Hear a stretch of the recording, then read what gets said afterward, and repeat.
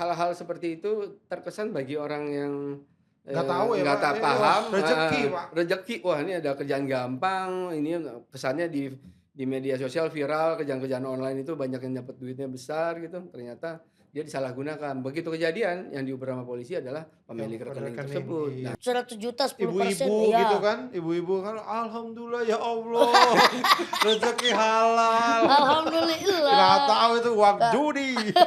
Money laundry. Ya, maksudnya apa bisa dari pulsa gitu? Iya, jadi kayak beli pulsa gitu Bang Awe. Beli pulsa terus buat ikut main gitu? Iya, bisa juga. Kok Itu tahu? kayak zaman-zaman dulu kayaknya sudah kayak gitu deh Bang. Orang main-main kartu-kartu gitu yang di online-online itu Bang. Oh dari dulu juga begitu? Iya, bapak saya pernah. Emang harus ditangkap nih orang. Udah terbukti berapa episode dia tahu banget tentang itu.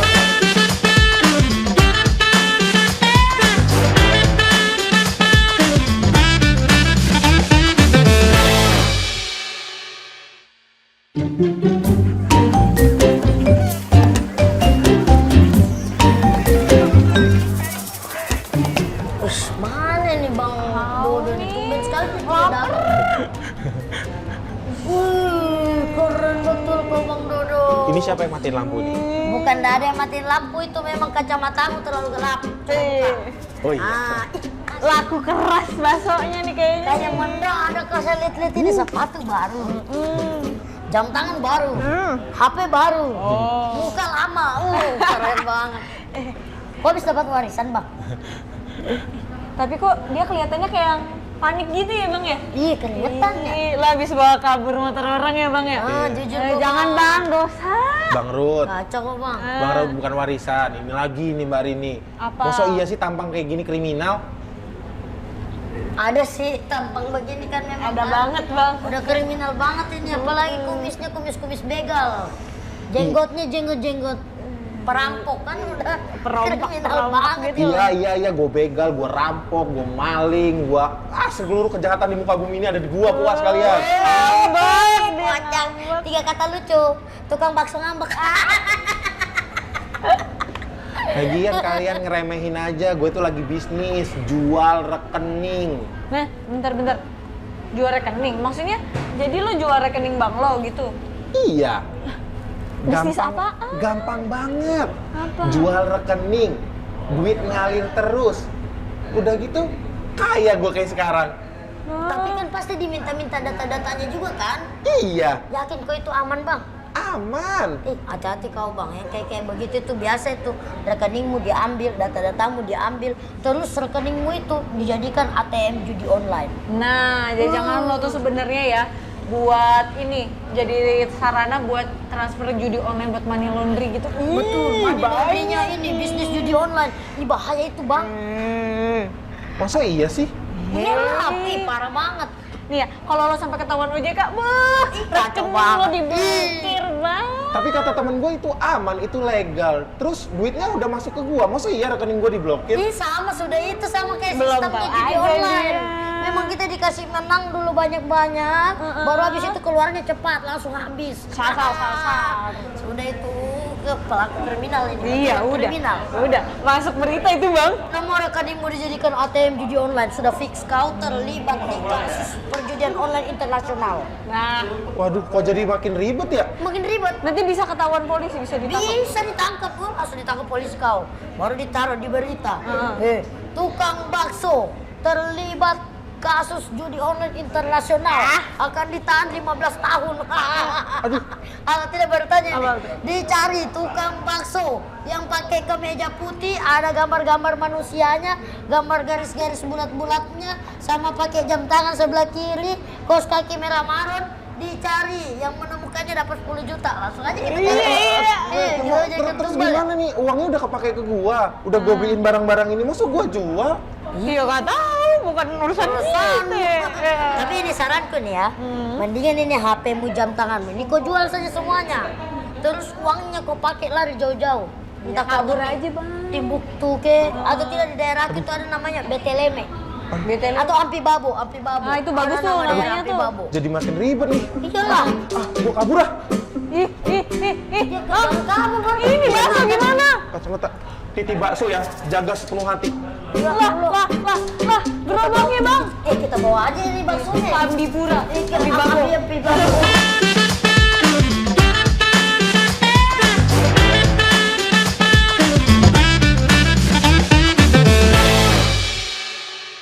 Halo semuanya, berjumpa lagi dengan saya Awe di Portal Podcast Obrolan Literasi Digital, podcast yang akan membuat kita makin cakap digital. Kenapa ada podcast ini? Ya, supaya saya ada kerjaan. Enggak dong. Itu juga. Tapi karena memang kehidupan sekarang ini kita sudah tidak lepas dari fenomena dunia digital ya, dan itulah pentingnya literasi digital untuk kita semua ya. Dan seperti biasa saya tidak sendiri, saya ditemani oleh TV. Bukan seorang juga ya. Seekor juga bukan ya, Songgok TV ya. Seekor. TV canggih yang di dalamnya ada orang yang tadinya dia manusia dikutuk sama ibunya, jadi TV kamu. Nah, ini dia. Ada AI ya. Halo Bang Awe, halo Digi Friends. Halo, apa kabar, Saya Ical, baik alhamdulillah Bang Awe. Saya AI, singkatan dari Allahu Akbar, apalagi nih Bang Awe. Enggak, dia emang gak pernah mikir. Dia gak pernah mikir, padahal dipikirin dong. Ya. Saya AI, aktor Ical. Iya. Aktor. Emang udah main film ya? Ya, web series banyak Bang Awe. Oh iya benar. Seriesnya Bang Awe juga Iya kan benar. yang Jadi ini. kemarin ada series yang viral juga. Iya. Ical adegannya ngapain itu? Mau beli kondom. Tapi beneran itu adegannya itu. Saya sampai dibilang Ical kondom Bang Awe. Beli kondomnya 10 lah gitu. Cal, kita hari ini akan membahas kembali ya. Kembali Bang Setelah Awe, ini kita sudah bahas beberapa apa nih kali Bang Awe? judi online. Judi online. Judi online. Sudah kayak sinetron kita bahas judi online ini Bang Awe.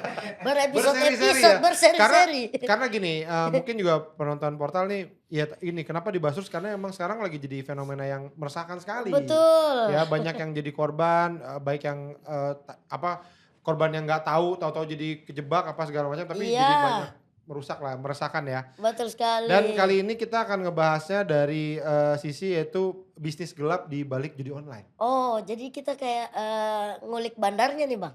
Ah. Enggak. Itu nanti kita lihat aja ya.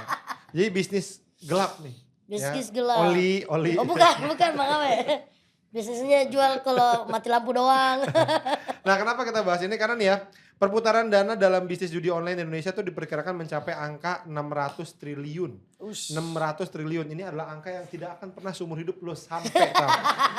Apalagi Bang Awe juga kan. Gue berani jamin ya, Cal, lo gak bakal punya duit 600 triliun. Amit siapa tahu nyampe Bang Awe. Enggak, kalau 600 triliun.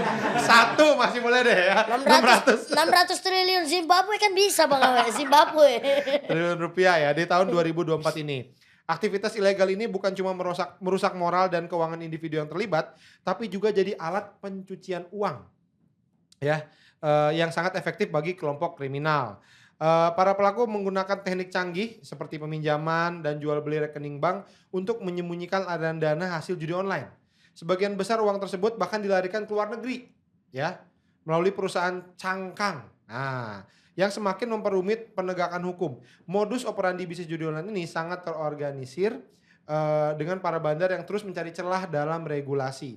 Selain itu juga mereka memanfaatkan taktik permasaran digital. Nah ini nih.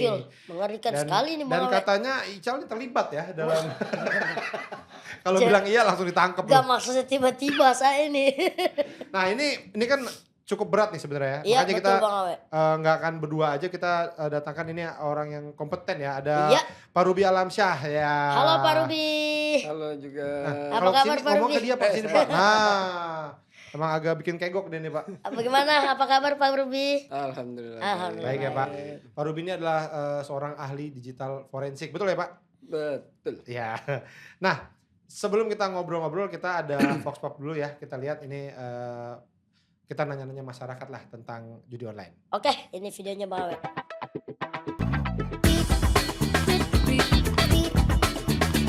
Sebenarnya untuk judi online itu tidak bisa dikatakan keberuntungan juga ya Mbak. Kalau keberuntungan sih dibilang keberuntungan. Kadang-kadang kan memang kalah, memang nggak bisa dipungkiri sih ya.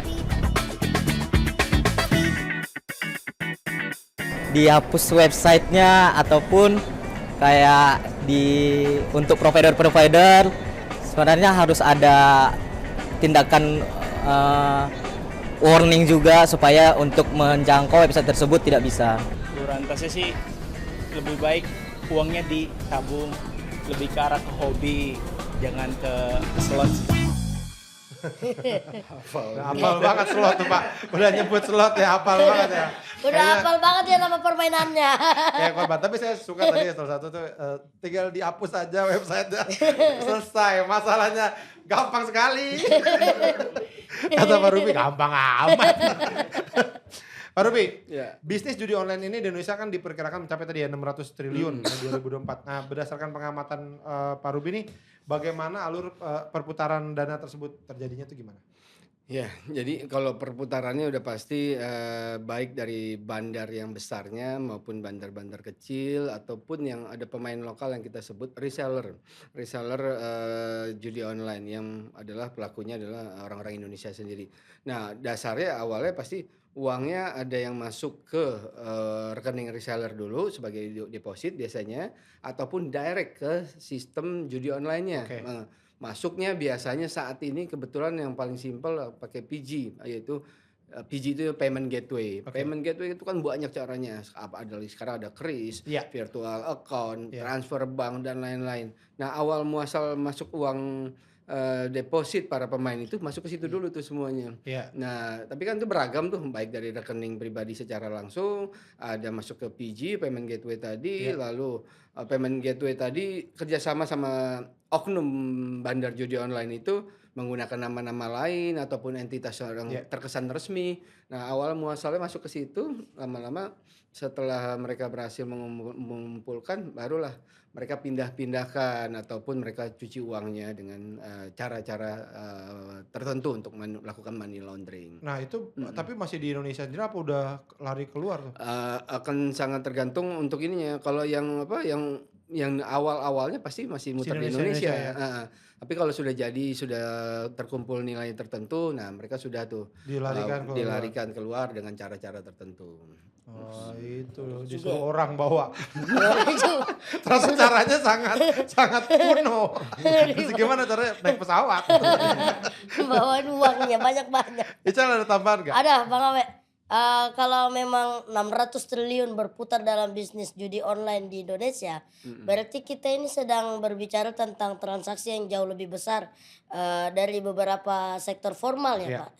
Data dari Bank Dunia menunjukkan bahwa dalam konteks PDB Indonesia tahun 2023 yang mencapai sekitar 19.000 triliun perputaran uang dari judi online bisa mencapai hampir 3% dari total PDB nasional.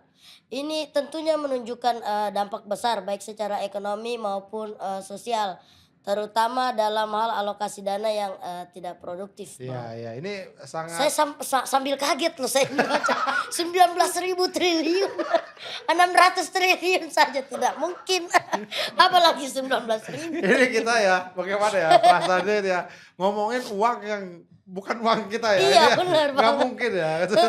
Kayaknya udah tidak mungkin itu ya. 1% aja masuk ke rekeningku ini udah banyak ini Bang. Langsung bertingkah lu bertingkah. Ya, Pak Ruby, Menkominfo Budi Aris tadi menyebutkan bahwa transaksi judi online juga terindikasi menyangkut money laundering ya tadi ya, atau tindak pidana pencucian uang. Nah, bisa dijelaskan nggak nih lebih lanjutnya mekanisme pencucian uangnya tuh biasanya gimana tuh berlangsungnya? Nah, mekanisme cuci uang sih banyak cara sih mereka ya. Biasanya mereka ikut pakai entah itu perusahaan cangkang, lalu atau mereka ikut ke bisnis-bisnis yang legal, memasukkan penanaman modal ke perusahaan-perusahaan yang bisnisnya legal kalau mereka nggak tahu gitu ya. Lalu juga ada untuk transaksional internasional yang terkesan bisnis legal Ya. gitu. Nah, cara-cara itu juga bisa ditransformasikan saat ini. Banyak juga yang dipindahkan menggunakan cryptocurrency. Nah, ya di mana mereka bisa memilih crypto provider yang lokal maupun yang internasional yang bisa melakukan transaksi full digital. Nah, dana dia bisa diakses misalnya pakai mobile banking dan lain-lain. ya, ataupun internet banking, lalu mereka bisa memindahkan dana itu pakai kripto yang mana bisa nggak kelihatan ataupun lebih sulit terdeteksi daripada transaksi rekening bank yang normal. Nah, jadi karena banyaknya cara memindahkan uang atau bentuk TPPU tadi, tindak pidana pencucian uang tadi, ya membuat cukup sulit bagi penegak hukum maupun pihak yang full monitoring, yaitu pihak PPATK. PPATK monitoring 600 triliun itu dalam triwulan pertama 2024 aja cukup besar kan, dan tapi mereka tidak bisa menindaklanjuti secara penegakan hukum karena mereka harus lemparkan ke pihak APH di kita. Nah, sedangkan polisi juga akan ada keterbatasan nih, money laundering akan melibatkan multi country, multi negara. Nah, disitulah butuhnya banyak terkesan kesulitan-kesulitan yang akan dihadapi oleh penegak hukum itu dijadikan celah oleh para pelaku, utamanya bandar judi online di Indonesia. Mereka masih mudah untuk melakukan bisnisnya di sini karena kita lihat laporan PPATK tadi 600 triliun itu pertumbuhannya cukup besar daripada yang tahun sebelumnya gitu kan. Nah, sehingga apa yang terjadi? Mereka bukannya kapok ataupun hilang dari Indonesia, tapi malah makin menjadi-jadi. Berarti ada yang salah nih gitu kan. Nah, situs atau aplikasi judi online-nya masih belum bisa optimal diblokir, dan juga peredaran uangnya juga tidak bisa dikontrol ataupun dimonitoring dengan optimal oleh APH kita. Iya, dan itu 600 triliun berarti itu Banyak uang Anda semua itu yang main. Banyak banget. Ya Pak ya? Betul. Ada yang 10 juta, ada yang 5 juta, itu semua sampai 600 triliun. Berarti uangku 50.000 ada yang masuk situ berarti Bang. Sempat kemarin iseng-iseng 50.000. Mau minta balikin. Ya. Kayaknya kalau lo minta dibalikin sih 50.000. Bapak sih 50.000 deh.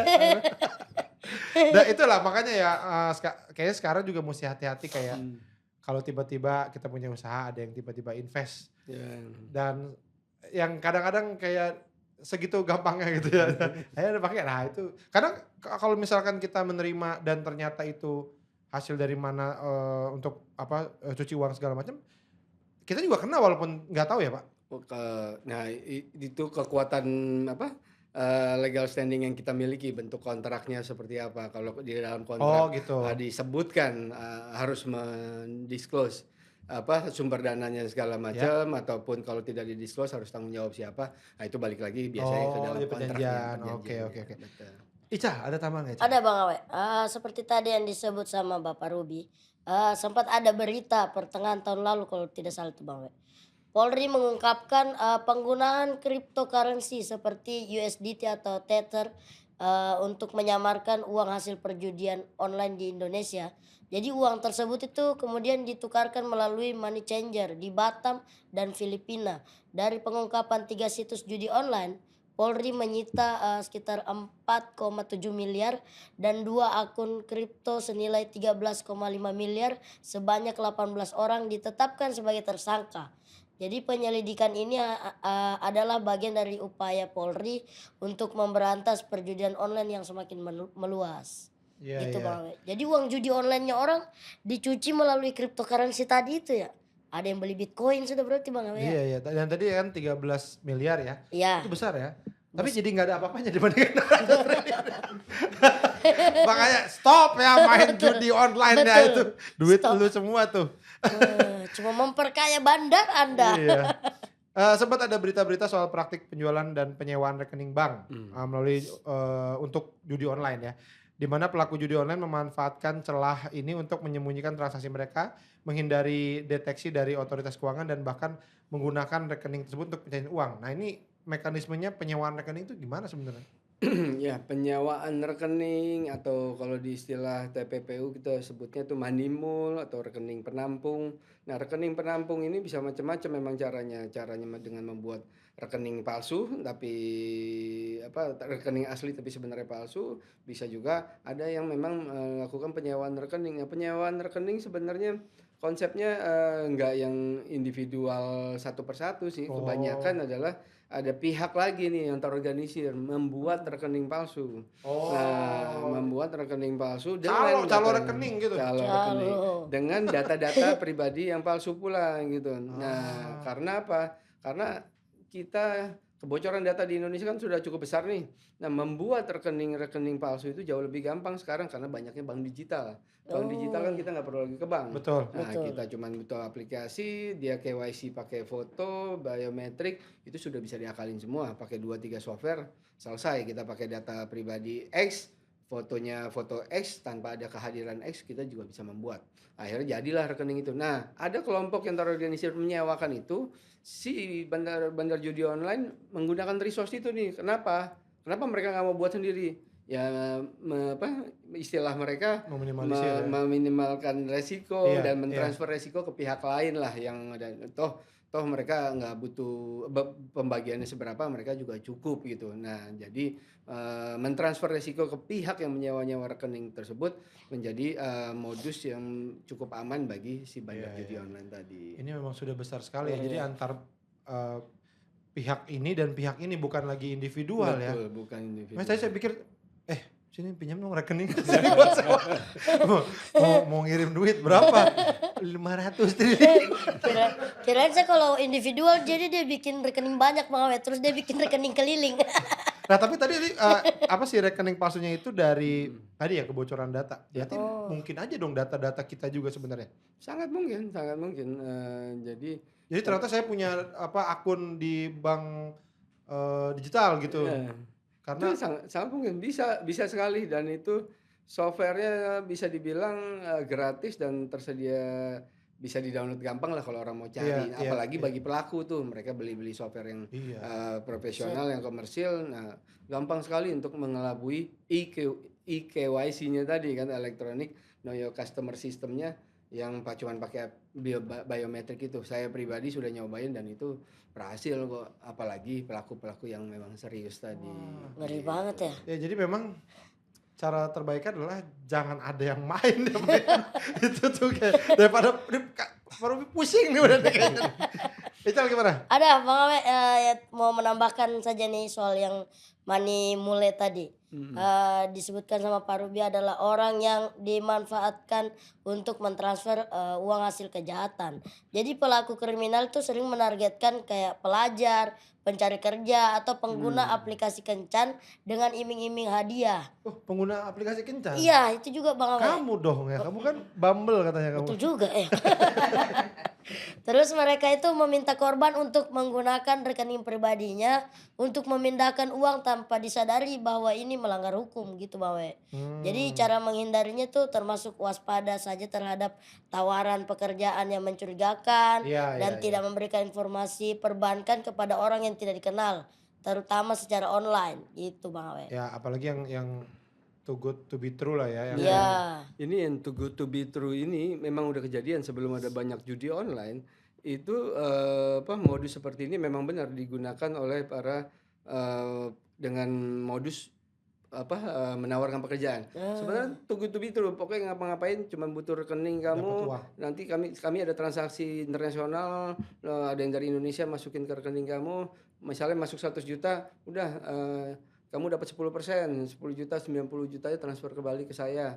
Itu langsung bagian dari komisi kamu. Nah, itu banyak yang kejadian waktu menawarkan pekerjaan-pekerjaan online tanpa harus kerja ngapa-ngapain, cuma butuh rekening, masuk ke rekening dan dia melakukan transfer nggak yang normal, nggak transfer biasa, tapi suruh beli Bitcoin untuk transfer ke Bitcoin yang lain, suruh masukin ke uang ke semacam transfer uang antar negara pakai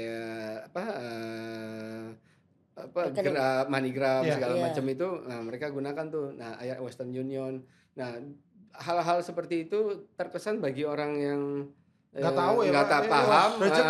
Rezeki, wah ini ada kerjaan gampang. Ini pesannya di media sosial viral, kerjaan online itu banyak yang dapat duitnya besar gitu. Ternyata dia disalahgunakan. Begitu kejadian, yang diuber sama polisi adalah pemilik Yang rekening rekening, tersebut. iya. Nah, dia nggak tahu.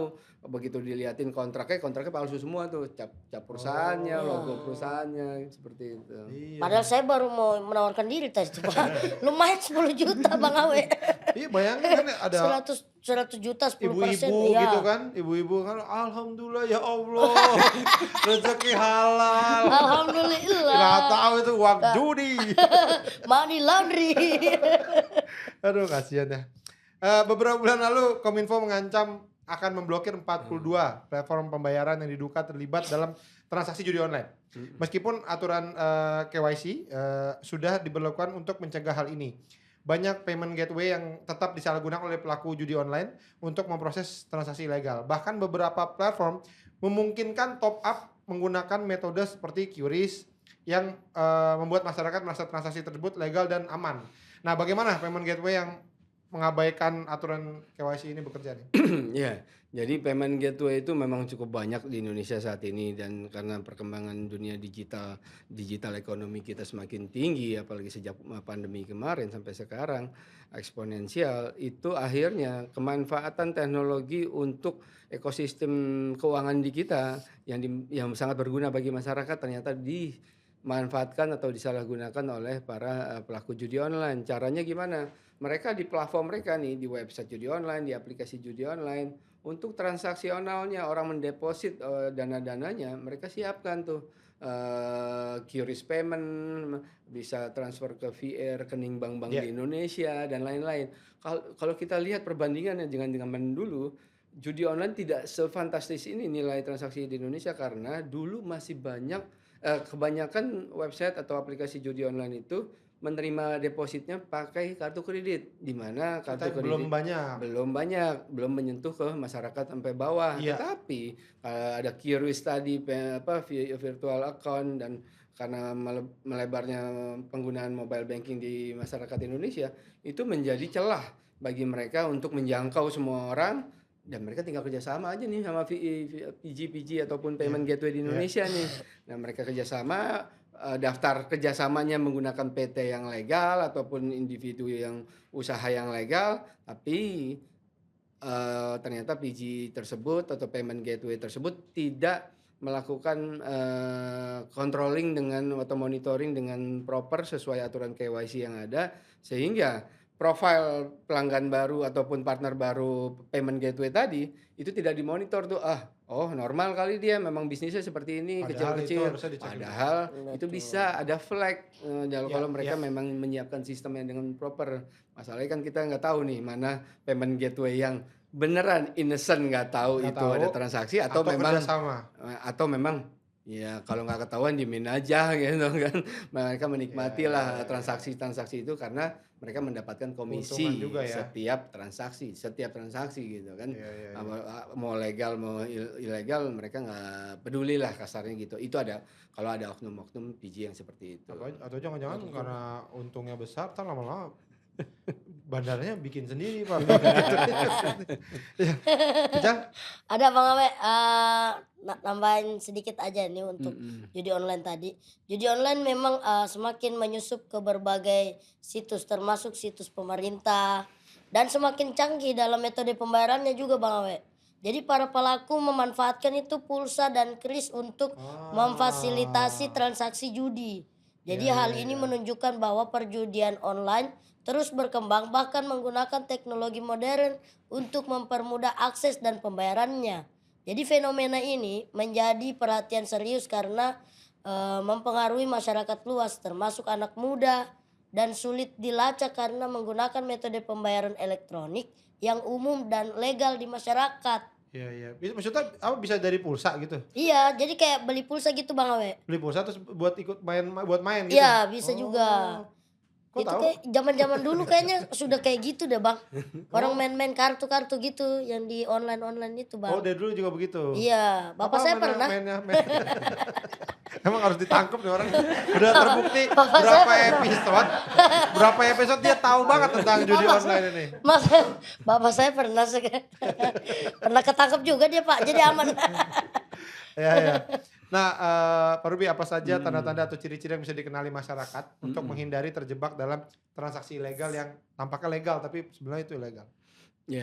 Pertama kita harus mengetahui nih, perusahaan tersebut. Ini kita konteksnya ngomong judi online atau yang secara general berarti? Mungkin bisa, judi online dan Oh, seterusnya. oke.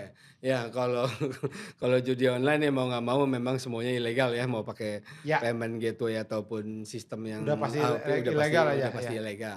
Tapi kalau yang generalnya, nah kita setiap mau melakukan transaksi finansial secara digital, kita harus pastiin nih websitenya memang resmi, perusahaannya memang resmi, terdaftar, ataupun kalau di Indonesia kan minimal sekarang udah harus terdaftar di Kominfo sebagai Ya. PSE gitu kan.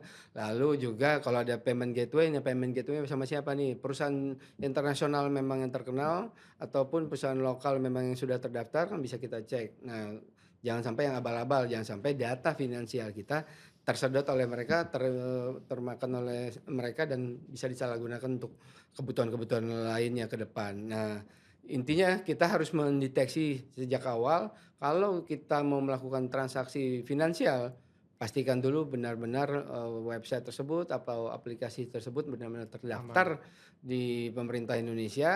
Lalu masalah keamanannya kita memastikan lagi tuh dia pakai sistem apa, terdaftar atau enggak sistem tersebut di sini.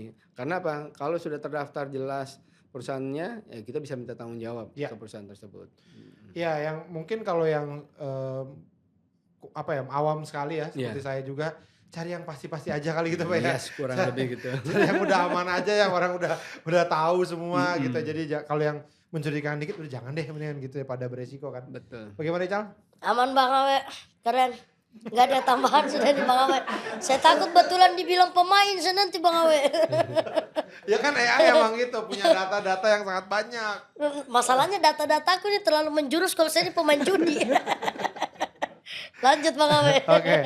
Pak Ruby, apa risiko hukum yang bisa dihadapi oleh masyarakat yang menyewakan rekeningnya tadi ya ke pihak Iya, ketiga iya. untuk keperluan transaksi judi online? Nah ini Ya kalau masyarakatnya awam benar-benar misalnya Nggak tahu. polos gitu Ya. ya nggak tahu. Nah mau nggak mau dia memang harus mengerti dari awal nih, dari awal dulu konsepnya adalah rekening kita pribadi kita itu tanggung jawab kita pribadi. buat kita aja. Nggak gini, tanggung jawab kita pribadi maksudnya secara penuh nih. Ada apapun yang transaksi yang ada di rekening tersebut, baik dilakukan oleh kita secara sengaja atau tidak sengaja, kita yang harus bertanggung jawab. Ya. Itu banyak yang tidak tahu karena setiap kita buka rekening ataupun kita buka rekening itu sebenarnya kita menandatangani sesuatu Ya, betul. yang jumlahnya berlembar-lembar yang mana pastinya kita nggak ada yang baca gitu. Sama kata kalau kita create email Gmail Iya, gitu iya, kan. iya. Nah, Agree. Betul banget, agree aja. agree. Kalau nggak agree nggak create soalnya gitu kan. Nah, begitu juga dengan rekening. Nah, kita banyak yang nggak tahu tuh. Jadi kalau itu kejadian, nanti bank akan melemparin tanggung jawab itu ke nasabahnya, walaupun nasabah itu tidak tahu, hanya lalai. Karena bank udah bilang, Anda tanda tangan dulu nih gitu loh. Di situ bahwa tanggung jawab kalau tahu kelalaian terjadi transaksi yang melanggar hukum, tapi kelalaian nasabah tersebut tanggung jawab ke nasabah, bukan ke siapa-siapa. Iya, iya, Nah, iya, iya. jadi kita harus paham dulu konsep itu sehingga kalau kita mau menyewakan ataupun melakukan kegiatan melanggar hukum, ujungnya tetap harus kita yang tanggung jawab. Betul. Kalau tahu konsep itu, pastinya kan kita tidak akan melakukan pelanggaran hukum. Iya, iya. Gitu. Bahkan sesimpel kayak ada transfer masuk tiba-tiba kita nggak tahu dari mana, itu juga sebenarnya bukan berarti wah rezeki, bukan gitu ya Pak. Kita harus tahu dulu ini apa nih, siapa nih gitu ya. Ya, tergantung sebenarnya jumlahnya berapa dulu. Kalau kecil ya lapor aja ke bank gitu kan. Iya, Kalau gede, Kalau besar, alhamdulillah. Tanya. Pak yang gede malah yang bahaya dong.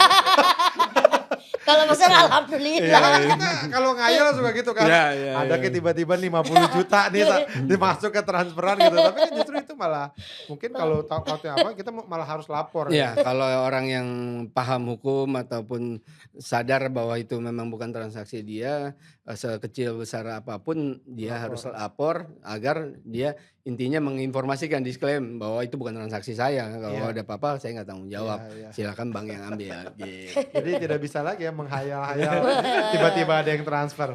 Ical bagaimana Cal? Paling benar menghayal nemu duit di jalan Bang Awe. Nggak tahu namanya siapa kan Ya, biasa. itu juga kalau sekoper sih itu juga karena kan ada nomor ininya Cal. Ada nomor seri. Nomor serinya ya. Ada nih Bang Awe. Jadi menyewakan rekening kepada pihak ketiga untuk tujuan transaksi ilegal itu termasuk maksudnya termasuk judi online itu masuk dalam kategori tindak pidana pencucian uang. Nah, pelaku bisa terancam hukuman penjara hingga 20 tahun dan denda miliaran rupiah.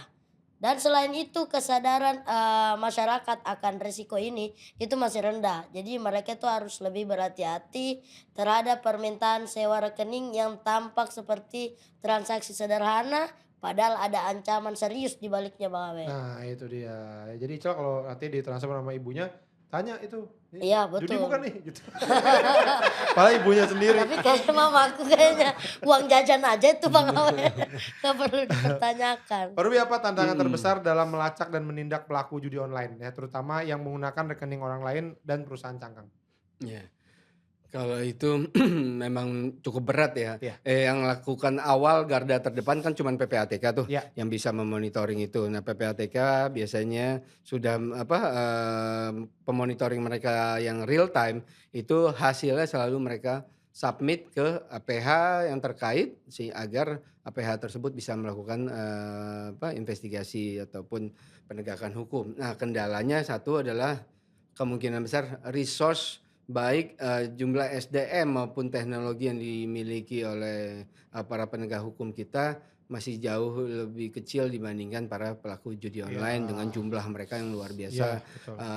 Ya istilah katanya gini, Kominfo juga sempat menyebut bahwa anggaran Kominfo sekian, tapi anggaran si bandar judi online jauh lebih besar dari mereka. Ya, akhirnya kalah terus untuk pemblokirannya. Nah, intinya memang perlu kerjasama lah dari semua multi stakeholder di finansial ini, ya saling melapor, saling memblokir, saling koordinasi kalau terjadi transaksi-transaksi yang TPPU ini. Tapi kendalanya kan ya in real life-nya adalah ya ekosistem keuangan ini akan senang-senang aja kalau ada uang Betul. yang muter-muter di mereka kalau nggak ada yang mendeteksi itu sebagai pelanggaran hukum. Nah, kalau muncul PPATK seperti kemarin baru rame-rame pura-pura melek gitu. Tadi itu, ya Kominfo juga menyebut, saya pikir astagfirullahaladzim, berat. Jangan nyebutnya itu. Ical. Ada lagi nih Bang Awe, terkait tantangan dalam melacak pelaku judi online yang menggunakan rekening orang lain atau perusahaan cangkang. Laporan dari FATF atau Financial Action Task Force menyebutkan bahwa struktur perusahaan cangkang ini itu dirancang untuk menyulitkan otoritas dalam melacak aliran dana. Jadi akun-akun yang digunakan itu seringkali terkait dengan identitas palsu atau pihak ketiga yang tidak mengetahui bahwa mereka itu terlibat dalam skema ilegal. Nah, ini membuat proses investigasi itu jadi sangat kompleks dan memerlukan koordinasi internasional, Bang Awe. Ya. Nah, Pak Ruby, selanjutnya nih, Kominfo tahun lalu pernah mengungkapkan semua jaringan judi online yang di Indonesia itu berasal dari luar negeri. Ya. Nah, tapi kenapa ada orang-orang kita yang mempromosikan judi online gitu? Kayak misalnya influencer Katak Bizer yang saat kita rekaman sekarang ini lagi dicari lah sama Polda. Nah, itu kenapa tuh bisa? Ya, karena yang mereka sasar atau market captive yang si para bandar judi online itu adalah masyarakat umum, malah mohon maaf yang masyarakat menengah ke bawah nih. Nah, yang juga hari-harinya mungkin aktif di media sosial, lebih banyak aktif di media sosial.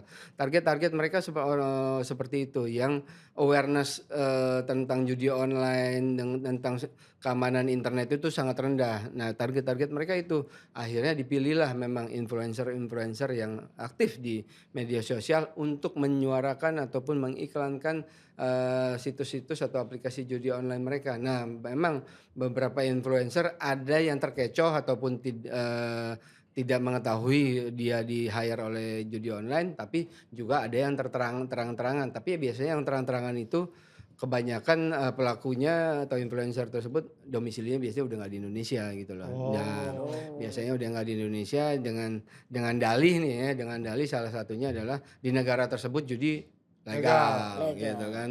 Tapi padahal dia nge-influence target marketnya adalah orang Indonesia, Indonesia. di mana itu ilegal. Nah, jadilah karena ada undang-undang ITE, walaupun dia berada di negara manapun, kalau kontennya melanggar aturan di Indonesia, Bisa. polisi Indonesia bisa mengejar. Oh. Iya, iya. Mm-mm. Karena ini beberapa cerita temen juga ditawarin yang promosi itu gampang sekali Pak. Biasanya kita kalau ditawarin kayak untuk posting gitu ya, Mm. itu kita posting dulu, ntar dilihat dulu seperti apa, baru ntar sebulan kemudian dibayar gitu. Ya. Ini Mas mau nggak posting ini? Boleh segini ya, oke. Langsung transfer Pak itu. Itu emang ya karena mungkin uangnya juga Ya. banyak sekali ya, ini perputaran uang udah luar Ya, biasa ya. sesuatu yang too good to be true ya Betul. perlu dicurigai Dicurigai, bahwa ya. itu legal apa enggak. Ical, Bang Awe masih ada CP-nya nggak ya kemarin tuh? bukan saya, Kayaknya teman-teman tertarik. gitu, teman-teman. Ada nih Bang Awe, data dari Kementerian Komunikasi dan Informatika atau Kominfo memang menunjukkan bahwa jaringan judi online itu banyak berasal dari luar negeri. Namun promosi yang dilakukan influencer lokal seperti yang kata Bizer tadi itu sangat efektif dalam menarik pengguna baru. Sesuai dengan kata Pak Ruby juga tadi itu 90% pengguna internet di Indonesia ini kan lebih aktif menggunakan media sosial. Nah, dan inilah yang didasari oleh bandar judi melalui promosi lewat medsos yang seolah-olah wajar gitu Bang Awe. Iya, iya, iya. Nah, si judi online ini kan menawarkan deposit kecil. Ya. Ya, yang tadi Pak Ruby juga bilang menyasarnya tuh memang menengah ke bawah gitu ya. Kelompok rentan lah. Nah, Iya. sebenarnya apa aja nih taktik para bandar biasanya untuk menyampai ke target itu gitu. Selain tadi mungkin pakai influencer gitu. Ya, ya, ya. Biasanya apa gitu, Pak? Jadi utamanya sih iklan. Iklan tidak bisa dalam bentuk endorse sama influencer, tapi mostly ke iklan-iklan tertentu. Misalnya mohon maaf abang ojek online gitu Iya. ya, Iya. lagi nunggu biasanya dia ngapain? Entah browsing atau Betul. buka aplikasi apa, tiba-tiba ada muncul iklan apa tuh, ini 10.000 cuman coba karena iseng-iseng aja dan merasa gampang gitu transaksinya. Nah tadi seperti disebut bisa melakukan transfer pakai pulsa pun, ini gampang nih, dia biasa nih. Nah akhirnya target. Nah orang-orang yang waktunya banyak kosong tapi aktif di media sosial tapi tadi rentan terhadap kurangnya informasi hal-hal yang ilegal seperti ini, hal-hal yang akan merugikan mereka pada ujungnya, akhirnya mereka merasa cuma 10.000 nih, cuma 10.000, tapi kalau tiap hari kan lama-lama akan menggerus juga Iya, dan apalagi berlipat-lipat biasanya kan. Betul. Lama-lama jadi Nah, 600 triliun. Nah, algoritma ditambah dengan algoritma yang ada di judi online tersebut, mereka melihat mana yang pemain baru yang kira-kira berpotensi akan terus lanjut. Mereka sudah punya tuh, udah ada Bang AI-nya di dalamnya soalnya gitu kan, untuk menganalisa nih usernya kira-kira profilnya seperti apa, behaviornya seperti apa, akhirnya ditawarin ataupun diberikanlah kemenangan-kemenangan awal yang terkesan akan menggiurkan. Nah, ada satu korban yang pernah kita diskusi secara langsung di awal di pandemi, dia sangat beruntung, nggak sampai sebulan dia berhasil mendapatkan 300 juta kemenangan dari kemenangan. Tetapi karena dia kecandu, lama-lama turun kekalahannya, tapi dia mikir someday pasti akan balik lagi seperti yang 300 juta nih. Akhirnya ujung-ujungnya dia total rugi 1 miliar lebih dengan cara utang sana sini baik kalau keluarga maupun Bukan ke uang pinjol-pinjol. dia lagi. Bukan uang dia karena merasa akan momen yang 300 juta itu akan terjadi Akan lagi terulang lagi, dan karena bisa berlipat-lipat Kemarin gitu. gampang kok. Kemarin gampang. Nah, padahal itu algoritma yang nih. Kalau saya pribadi bukan pemain judi tetapi kebetulan aktif tiap tahun ke Vegas gitu ya, 15 tahun terakhir ini. Dulu di Vegas itu mesin judi kan tradisional alias mechanical, Iya. bukan digital gitu kan. Kalau mechanical kita sering lihat di film, paling cara-cara curangnya si bandar judi adalah mengakal-ngakali mechanical itu biar Iya. susah menang lah istilahnya Lebih gitu. susah menangnya. Lebih susah menang. Tetapi kalau sekarang semuanya udah full digital. Di Vegas itu semua hotel slotnya bentuk apapun pasti digital. Nah itu digital, kalau logika kami orang IT ngerti. Software itu di belakang itu bisa berubah Iya, setiap saat, Iya. remotely ataupun pakai algoritma khusus.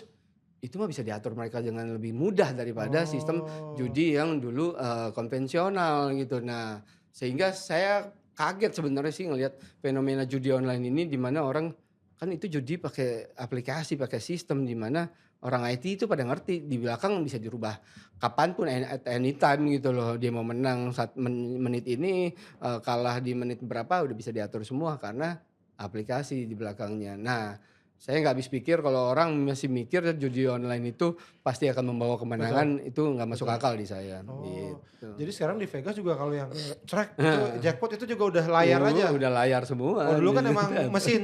Oh, boleh juga ke Vegas. Main ya kan nyobain aja apa main-main jalan-jalan di sana. Ya ya, Keren juga ya. Boleh juga tuh Bang Awe, ajak saya Bang. Saya mau main pachinko, jadi tahu saya. Oke, jadi ini Bang, saya mau nambahin dikit aja soal taktik bandar judi online. Jadi mereka tuh menargetkan pengguna berpenghasilan rendah. Memang didesain agar terlihat sangat menarik Bang Awe. Jadi salah satu strategi yang sering digunakan itu adalah menawarkan bonus tanpa deposit. Yang membuat orang merasa tidak ada resiko nih untuk bergabung. Tapi begitu mereka terjebak berbagai skema tambahan seperti bonus loyalitas dan promosi eksklusif terus diberikan untuk memancing pengguna tetap bermain sampai habis. Iya itu ya. Dari Pak Ruby ada nggak saran kepada masyarakatnya biar lebih waspada terhadap penawaran judi online gitu?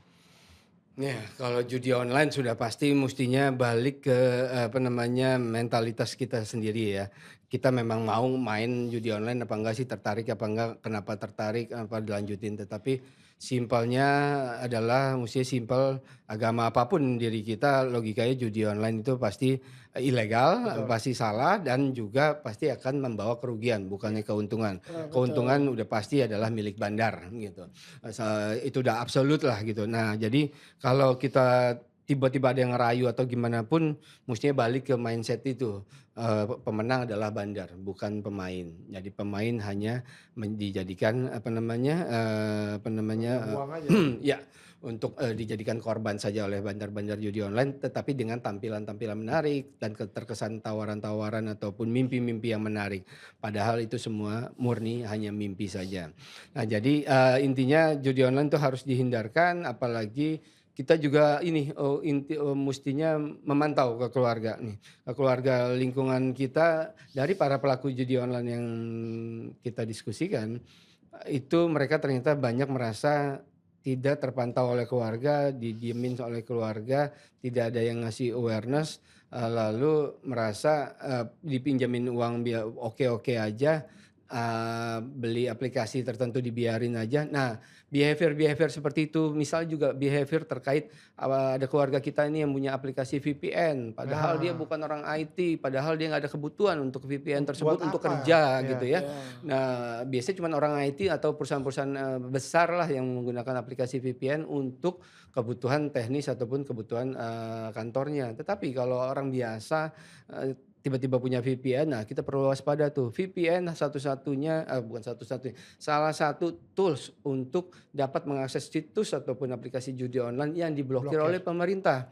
Nah, sehingga dia aman. Biasanya itu juga mereka diajari tuh oleh bandar-bandar atau adminnya bandar bahwa nanti pakai aplikasi ini ya untuk biar ke situs kita lebih gampang, lebih cepat. Alasannya seperti itu. Padahal itu adalah aplikasi VPN. Nah, jadi kita harus tahu nih keluarga kita apakah ada yang terinstall aplikasi VPN, bisa ditanya untuk apa dan lain-lain. Nah, ternyata terus untuk anak kecil juga perlu diperhatikan juga kan, ternyata laporan PPATK yang tadi yang 600 triliun itu beberapa miliarnya ternyata dilakukan oleh anak-anak gitu kan, di mana anak-anak yang menarik sih bukan menarik, menyeramkan adalah anak-anak umur 7 sampai 11 tahun itu pernah transaksi judi online total sampai 4 miliar. Logikanya di mana nih kita kan itu menyeramkan gitu. Nah, itu dia. Kadang judi online juga mengelabui ataupun mengkamuflasekan aplikasi atau sistemnya itu menjadi semacam sebuah game. Padahal ujung-ujungnya judi. Nah, karena tertarik, berwarna, ada interaksi tertentu, lalu suruh deposit dan lain-lain, nanti akan kembali uang yang berlipat-lipat. Akhirnya mereka tergiur.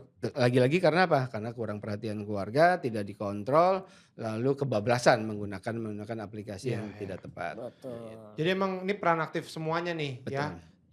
Karena tadi ya pemerintah juga akan menyetop, tapi kan tadi lawannya juga bukan lawan yang kecil nih, Betul. dengan dana yang sangat besar, dengan orang yang lebih banyak gitu. Jadi memang peran aktif masyarakat untuk kita sama-sama menjaga lah, jangan sampai keluarga kita ada yang kena, jangan sampai ada yang nggak tahu tiba-tiba ngeklik ya, Iya. mungkin anak masih kecil nggak tahu main game padahal itu judi online seperti itu ya. Dari Cal, ada tambah Cal? Ada Bang Awe, penggunaan VPN untuk mengakses situs judi online adalah salah satu modus yang umum dilakukan oleh pengguna. Jadi ini menjadi tantangan besar bagi keluarga dan masyarakat untuk mendeteksi apakah seseorang terlibat dalam aktivitas ini. Karena penggunaan VPN membuat aktivitas online mereka itu jadi tidak terlacak. Masyarakat bisa mulai waspada jika melihat anggota keluarga sering menggunakan VPN tanpa alasan yang jelas, terutama di luar jam kerja atau keperluan formal, Bang Awe. Iya, Ica punya VPN di Ya. gadgetnya? Udah saya hapus, Bang. Baru aja tadi. Gak ada, gak ada, gak IT ada. bukan apa bukan Nggak ya? ada. Nah ini beberapa waktu lalu kita juga buka ya pertanyaan lewat IG story-nya @digital literasi digital Iya. Kominfo.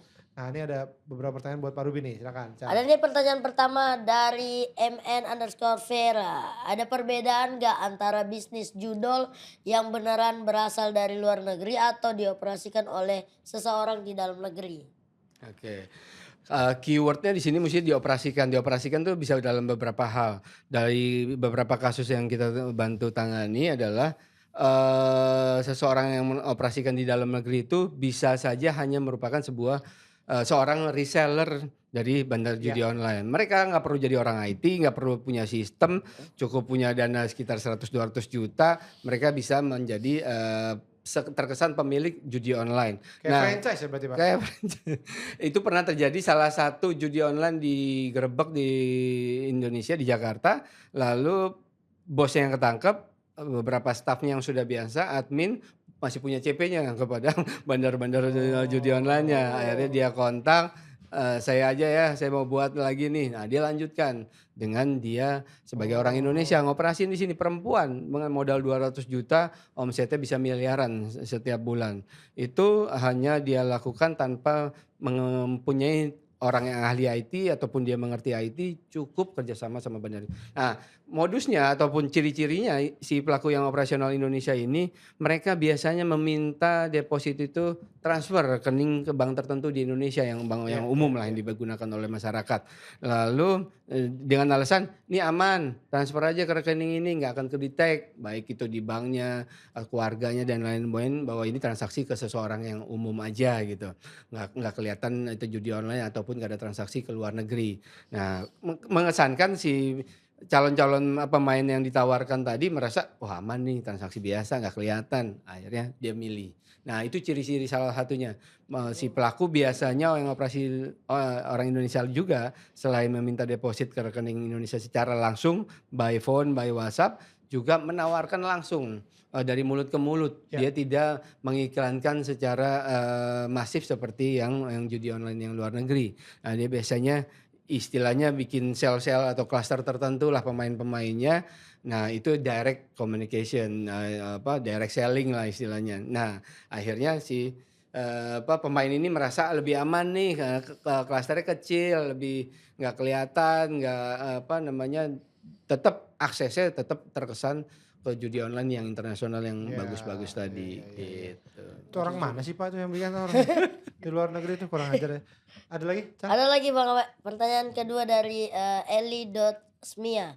Ada nggak cara biar situs judol nggak bisa diakses walau pakai VPN? Soalnya ada juga yang akses situsnya itu dengan cara yang itu Pak. Sudah diblokir tapi masih bisa pakai VPN. Iya. Ada nggak yang benar-benar nggak bisa? Nah Kalau theoretically ada, tapi belum bisa dipraktekkan di Indonesia. karena sulit juga pasti ya. Bukan sulit, karena kita tidak menggunakan sistem tersebut di Indonesia.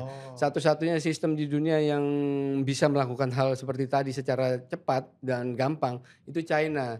Mereka menggunakan sistem, kan kebetulan negaranya negara komunis gitu ya. Nah pemerintahnya kan bisa melakukan apa aja, policy seperti apapun. Nah internet mereka itu satu, single backbone. Pemerintahnya yang punya akses internet ke luar negeri, pemerintah.